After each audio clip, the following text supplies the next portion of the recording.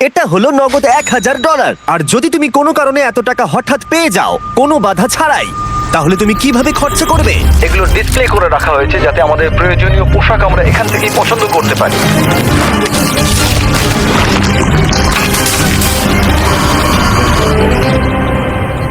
ঠিক আছে, কিন্তু উগান্ডাতে বসবাস করা কয়েক হাজার মানুষ এটাকে অন্যভাবে খরচা করবে।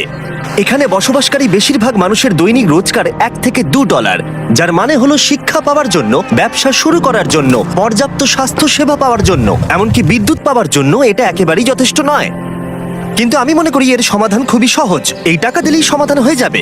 কিন্তু এটাও ঠিক, এমন লোকদের এতগুলো টাকা একসাথে দেওয়া ঝুঁকিপূর্ণ হয়ে যাবে যারা এতগুলো টাকা এর আগে কখনো একসাথে পায়নি। তাই যখন একটা অর্গানাইজেশন এই কাজে আমাদেরকে সাহায্য করবার জন্য এগিয়ে এলো, তখন আমরা জানতাম আমাদের আরো জানবার জন্য সেখানে যেতে হবে। উগান্ডা একটি সুন্দর দেশ এবং এখানে কিছু অবিশ্বাস্য লোক থাকে, কিন্তু যখন আমি প্রথম এই প্রোগ্রামটি সম্পর্কে গিভ ডাইরেক্টলির সাথে যোগাযোগ করি, তখন আমার প্রাথমিক প্রতিক্রিয়া এটাই ছিল যে এটা একটা ভয়ানক ধারণা। আমি ভেবেছিলাম যে চরম দারিদ্র্যের মধ্যে থাকা মানুষগুলোকে যদি 1 বছরের পুরো আয় সরাসরি তাদের হাতে তুলে দেওয়া হয়, তাহলে বোধহয় দুর্যোগের মধ্যে সেটা সঠিক হবে না। গিভ ডিরেক্টলি একটা সিলেকশন প্রসেসের মধ্য দিয়ে অর্থনৈতিকভাবে সবথেকে পিছিয়ে পড়া গ্রামগুলোকে বেছে নেবে আর প্রত্যেকটা ফ্যামিলিকে সাইন আপ করাবে। তারপর তাদেরকে একটা করে মোবাইল ফোন দেওয়া হবে আর তারা একটা ইউনিক পিন নাম্বার পাবে। টাকাটা তাদের সিম কার্ডে ডাইরেক্ট ঢুকবে যাতে তারা সরাসরি লেনদেন করতে পারে, অথবা তারা পিন কোড ব্যবহার করে কাছাকাছি আউটলেটে গিয়ে মোবাইল মানি এজেন্টের কাছ থেকে ক্যাশ উইথড্র করতে পারে। এই সমস্ত পিছিয়ে পড়া সম্প্রদায়ের মানুষদের সীমিত কাজের সুযোগ তাদের পরিবারের ভরণ পোষণ অত্যন্ত কঠিন করে তুলেছে। তাদের মধ্যেই একজন হলো পল। আমার স্ত্রী আর 2 সন্তান আছে, আমরা 4 জনে থাকি। আমার পরিবার দিনে একবারই খেতে পায়, আমরা একবারই খাই, রাতের বেলা,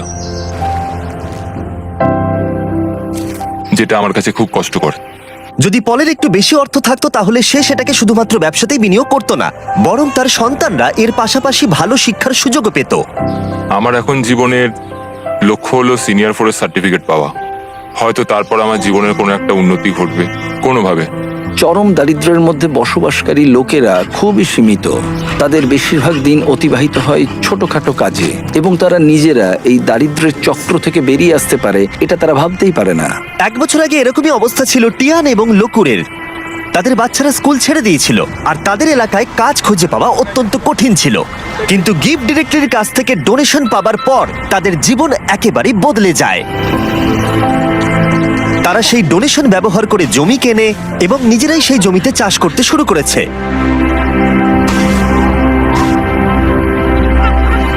তারা একটা গ্রেন মিলও কিনেছে এবং তারা এখন গোটা সম্প্রদায়ের জন্য শস্য প্রক্রিয়াকরণ করে অল্প প্রফিটও করছে। তারা এখন তাদের সেই প্রফিট দিয়ে নিজেদের বাড়িতে একটি দোকান খুলতে চায়। তার সাথে লোকুরে এখন গ্রামের মধ্যে একটা রিফুয়েলিং স্টেশনও চালু করেছে। এই প্রোগ্রামটি কি করতে পারে তার জ্বলন্ত উদাহরণ এটা, কারণ এর ফলে তাদের ব্যবসা এবং অর্থনীতি দুটোরই উন্নতি হয়। তাও আমাদের সন্দেহ ছিল এই ডিরেক্ট ক্যাশ দেওয়াটা কতটা কাজে আসবে। আমরা জানতে চাইছি এতে ওদের কি কি সুবিধা হবে ওদের ট্র্যাডিশনাল সিস্টেমগুলোকে কাজে লাগিয়ে। তাই আমরা স্থানীয় গিভ ডাইরেক্টলি ফিল্ড অফিসার সিলভেস্টোর সাথে দেখা করলাম। আমি এই কমিউনিটির মধ্যেই থাকি, আমি কারামোজাতে কাজ করি। আমি এখানেই জন্মেছি এবং এখানেই বড় হয়েছি। আমার ক্ষেত্রে যেটা হয়েছিল, যখন আমি বড় হচ্ছিলাম, মানে যখন আমি স্কুলে পড়ছিলাম, বিশেষত যখন আমি সেকেন্ডারি এডুকেশনের জন্য পড়ছি, আমার বাবা মায়ের কাছে অতটা টাকা ছিল না যাতে তারা আমার পড়াশোনা আরো এগিয়ে নিয়ে যেতে পারে। তাই আমাদের বাড়িটা বিক্রি করে দেয় যাতে আমি স্কুলে যেতে পারি। সেটা ছিল আমার কাছে আমার স্বপ্ন বিক্রি করে দেওয়ার মতো, আমার সবকিছু বিক্রি করে দেওয়ার মতো। এটা ছিল এক চরম দারিদ্রতা, আমাদের কাছে কোনো কিছুই ছিল না। যখন আমি গিভ ডাইরেক্টলিতে জয়েন করলাম, আমি বুঝতে পারলাম যে এটা অনেক অনেক আলাদা। আগে আমি যাদের সাথে চ্যারিটি করেছি তাদের থেকে অনেক আলাদা। গিভ ডাইরেক্টলি আমাদের ডিরেক্ট ক্যাশ দেয়, সেই ক্যাশটা আমাদের কমিউনিটির মধ্যে যায় আর সেই ক্যাশটা আমাদের কমিউনিটির বিজনেসও বাড়ায়। এই ক্যাশটার বদলেই আমরা আমাদের চাহিদা পূরণ করতে সমর্থ হই। মানুষ দারিদ্র্যের মধ্যে আটকে পড়েছে প্রচেষ্টার অভাব বা সামর্থ্যের অভাবে নয়, সুযোগের অভাবে তারা দারিদ্র্যের মধ্যে আটকে পড়েছে।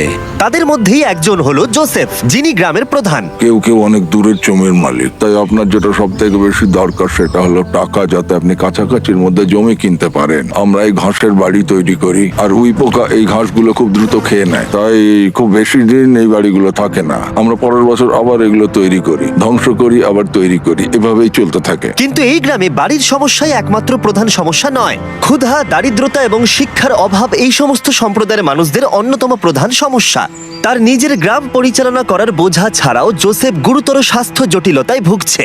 কয়েক বছর আগে তার স্ট্রোক হয়েছিল, যেটা তাকে দুর্বল করে দিয়েছে এবং তার কাছে পর্যাপ্ত অর্থ না থাকায় সে প্রয়োজনীয় ওষুধও কিনতে পারছে না। জীবনযাপন এখানে সত্যি খুব কঠিন। আমি বাঁচবো কিনা আমি জানি না, আমি সত্যিই জানি না, কারণ আমার যে রোগটা হয়েছে সেটা খুবই কঠিন।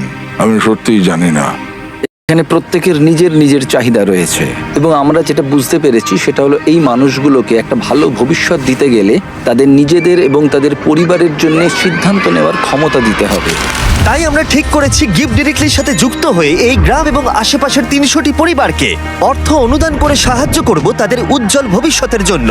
তাই যখন গিফট ডিরেক্টলি টিম গ্রামগুলোর চূড়ান্ত তালিকা প্রকাশ করছিল, যেটা করতে সারাদিন সময় লাগবে, তখন ড্যান এবং ড্যারেন গ্রামটা ঘুরে দেখলো, যেখানে তারা ছুরি ধার দেবার যন্ত্র দেখতে পেল। তোমার কি মনে হয় এটা আমরা আরো ভালো করতে পারবো? হ্যাঁ, আমার মনে হচ্ছে আমরা ভালো করব। এই তো, তুমি পারবেই। এই তো এইভাবে। হ্যাঁ,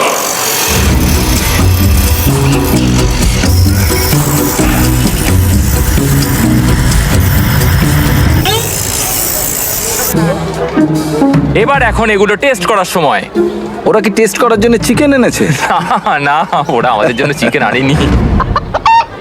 আমাদের পেছনে এখন অনেক লোক দাঁড়িয়ে আছে আর ওরা দেখবে যে সব থেকে ভালো কে ছুরি ধার দিয়েছে। যদি তোমরা ফুটেজটাকে রোল ব্যাক করে দেখো তাহলে দেখতে পাবে ড্যারেনকে একজন অ্যাসিস্ট করছে ছুরিটা ধার দেওয়ার জন্য, আর আমি পুরোটা একা একা করে গেলাম। আমি অনেক বেশি প্রফেশনাল ভাই। হ্যাঁ। ঠিক আছে, আর এখন ড্যান এবং ড্যারেনের পালা। আমি চ্যাম্পিয়ন। হ্যাঁ হ্যাঁ, তুমি চ্যাম্পিয়ন, তুমি চ্যাম্পিয়ন। ড্যারেন হার মানতে না পেরে অন্য কিছু চেষ্টা করলো। সমগ্র আফ্রিকা জুড়ে লোকেরা তাদের মাথার ওপরে জিনিসপত্র বহন করে থাকে। ড্যান আর আমি এখন সেটাই চেষ্টা করতে যাচ্ছি। ওরে বাপরে। দাঁড়াও।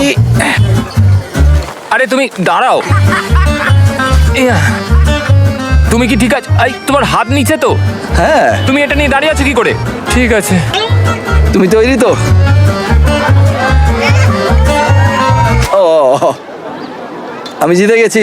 হতেই পারে না। ঠিক আছে, এইটা ড্যারেন জিতলো, কিন্তু ওর ব্যাগটা। তুমি এটা কিভাবে করছো?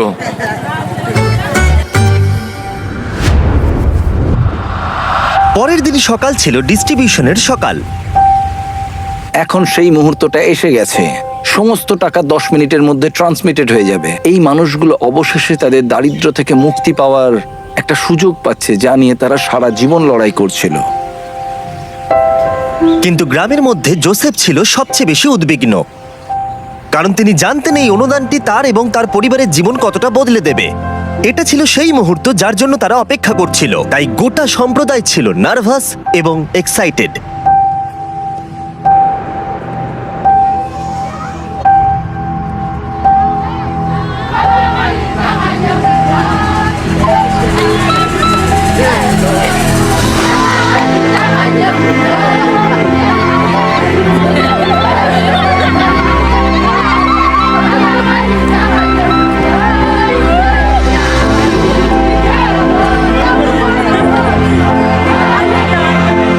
এটি অনেকগুলো মানুষের জন্য একটা সত্যি অসাধারণ মুহূর্ত। এটা শুধুমাত্র এই মানুষগুলোর জন্য নয়, বরং তাদের সন্তান এবং পরবর্তী প্রজন্মের জন্যও সুযোগ।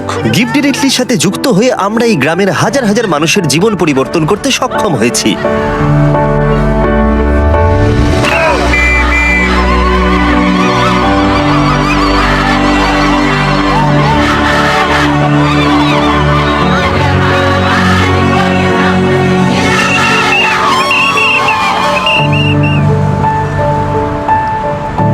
টেক্সট মেসেজ পাওয়ার পর এখন সময় তাদের টাকাগুলো উইথড্র করবার। 100 বছর আগের থেকে এই মানুষগুলো কোনোদিন সেরকম ভাবে সুযোগ পায়নি, কিন্তু এখন তারা এগিয়ে চলেছে। তারা সুযোগ পাচ্ছে। ইতিহাসের একটি কলঙ্কিত অধ্যায় শেষ হয়েছে এবং তারা শুধু নিজেদের জন্য নয়, পরবর্তী প্রজন্মের জন্যও শক্তিশালী ভবিষ্যৎ গড়ে তুলতে পারে। এবং তাদের মধ্যে বেশ কয়েকজন এটার সঠিক ব্যবহার করতে শুরু করে দিয়েছে, যেমন রুথ। এই অর্থকে কিভাবে কাজে লাগাতে হয় তার শক্তিশালী উদাহরণ হলো রুথ। গিফট ডিরেক্টর থেকে টাকাটা পাওয়ার আগে আমি আমার সন্তানদের ঠিকমতো দেখাশোনা করতে পারতাম না, কোনো ওষুধ কিনতে পারতাম না। আমি একজন হাউসওয়াইফ ছিলাম, আমাদের জীবন খুব কষ্টে কাটছিল। কিন্তু প্রতিকূলতা সত্ত্বেও রুথ গিফট ডিরেক্টলির সাহায্যে তার স্বপ্নগুলো সত্যি করতে দৃঢ় প্রতিজ্ঞ ছিল। সে তার স্বপ্নগুলোকে বাস্তবে পরিণত করবার জন্য এবং তার পরিবারের সন্তানদের উজ্জ্বল ভবিষ্যৎ দেবার একটা সুযোগ পেয়েছিল। ও এখন তার ব্যবসায়িক মনোভাবকে ব্যবহার করে শুধুমাত্র নিজের উন্নতিকরণের জন্য নয়, বরং তার পুরো সম্প্রদায়ের উন্নতিকরণের জন্য। আমি এখন আমার পরিবারের সব দায়িত্ব নিতে পারছি। এখন আমাদের জীবন অনেক সহজ হয়ে গেছে। আগের মতো আমাদের আর কষ্টে দিন কাটাতে হয় না। কিন্তু রুথি একমাত্র নয় যে তার টাকাগুলোকে সঠিকভাবে ব্যবহার করতে শুরু করেছে, যেমন আউমা যে তার গোটা জীবনকে উৎসর্গ করেছে শিক্ষার জন্য। বছরের পর বছর কঠোর পরিশ্রম করে সে তার নিজের জমি কেনবার টাকা অর্জন করতে পেরেছে এবং গিফট ডিরেক্টলির অর্থ অনুদানের সাহায্যে সে তৈরি করেছে ক্লাসরুম, টয়লেট, এমনকি 7 জন টিচারকেও সে হায়ার করেছে। বর্তমানে এই স্কুলে 200 জনেরও বেশি ছাত্রছাত্রী রয়েছে।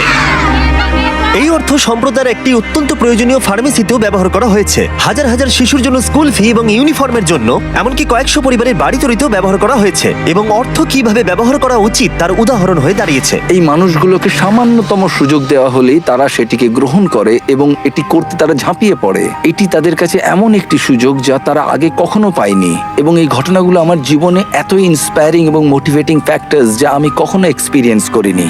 ট্রিপটা শেষ করার জন্য ড্যারেন আরো একটি স্কুল পরিদর্শন করলো। গিফট ডিরেক্টলির অনুদানে 1 সপ্তাহের মধ্যে শিক্ষার্থীর সংখ্যা গিয়ে দাঁড়িয়েছে 650 থেকে 980, কারণ তাদের প্যারেন্টসরা এখন সক্ষম স্কুলের ফি দিতে এবং ইউনিফর্ম কিনতে। Little children, little children, obey your parents, little children, little কিছুক্ষণ আগেই মেঘের আওয়াজ শোনা যাচ্ছিল। আসলে সবেমাত্র বৃষ্টি শুরু হয়েছে। বাচ্চারা গান শুরু করতেই মেঘ মুছে গেল এবং আকাশ এখন উজ্জ্বল। এটা একটা খুবই আশ্চর্যজনক অভিজ্ঞতা ছিল। children, obey your parents.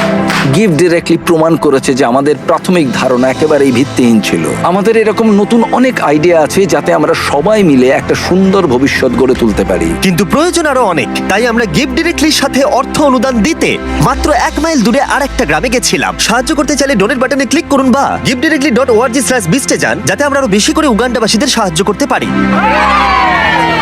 By. Subscribe.